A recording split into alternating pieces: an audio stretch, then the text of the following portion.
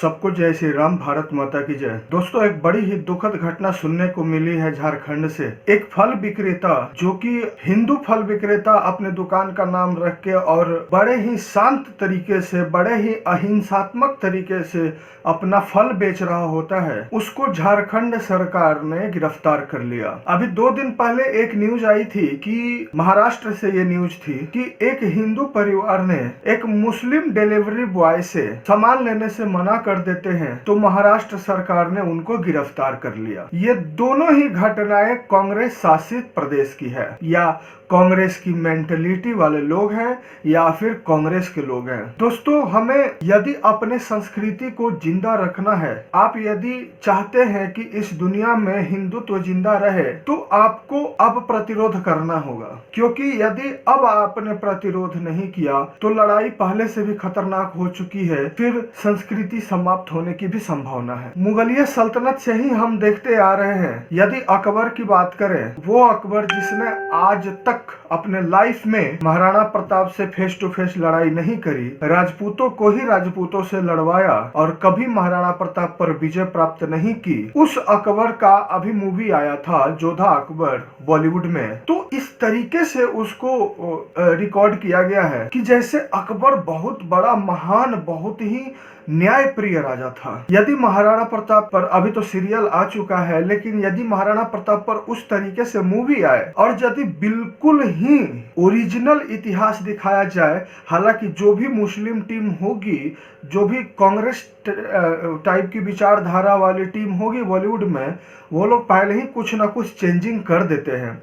जैसे कि पद्मावत मूवी अभी आई थी तो आपने देखा कि उसमें कुछ ना कुछ चेंजिंग कर दिया गया था।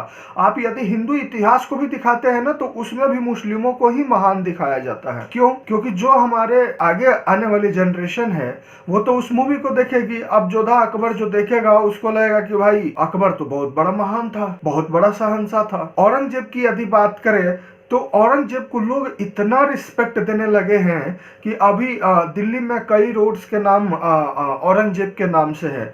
और कोई यदि प्रतिरोध उसका करता है तो कुछ पार्टियां हैं और कुछ समुदाय हैं, लगता है कि मतलब युद्ध वाली स्थिति आ जाती है। वह औरंगजेब जिसने बंदा बहादुर को इस्लाम कबूल करवाने के लिए उसके मात्र 5 साल के बच्चे को उसके आंखों के सामने मारा था और उसके कलेजे को बंदा बहादुर के मुंह में ठूस दिया था। बंदा बहादुर के एक एक मांस नोचे गए थे, एक एक चमड़े नोचे गए थे शरीर से, फिर भी बंदा बहादुर ने इस्लाम कबूल नहीं किया। क्या बंदा बहादुर के लिए हमारी नजर में कोई इज्जत नहीं है? क्या उनके बलिदान का कोई इज्जत नहीं है? गुरु गोविंद सिंह की यदि बात करें तो गुरु गोविंद सिंह के सामने उनके साहबजादों को, उनके बच्चों को दीवार में चुनवा दिया औरंगजेब ने, सिर्फ इस्लाम कबूल करवाने के लिए। गुरु गोविंद सिंह को तड़पा तड़पा कर मारा। यदि हम संभाजी की बात करें, जो छत्रपति शिवाजी के लड़के थे, छत्रपति शिवाजी के साथ तो उसने जो किया सो किया।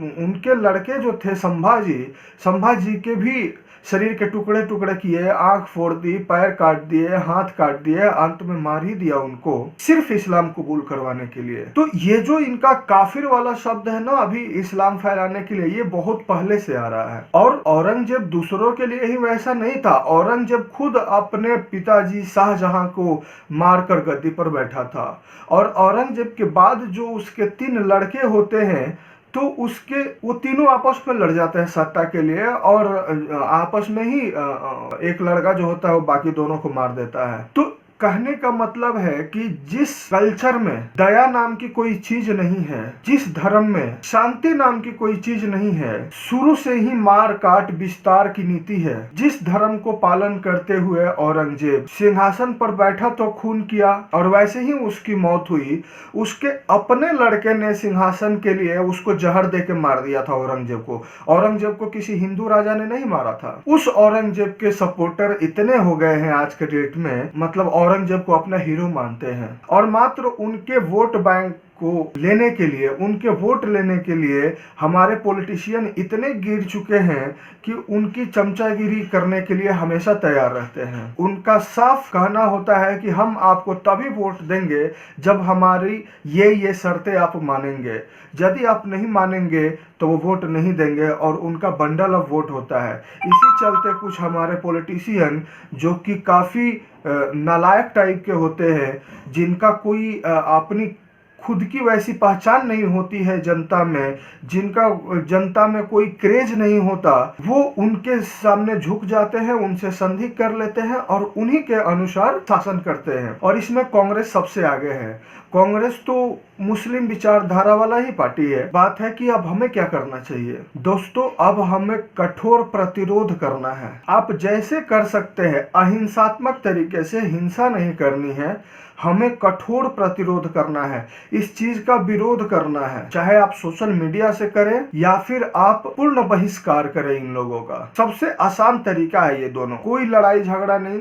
आप सोशल मीडिया पर अपने हिंदू समाज के लिए आवाज उठाइए, आप मत उनकी बुराई कीजिए, आप अपनी अच्छाइयों के बारे में पोस्ट कीजिए, आप अपने हिंदुत्व से प्रेम कीजिए, अपने आप वो लोग साइड हो जाएंगे।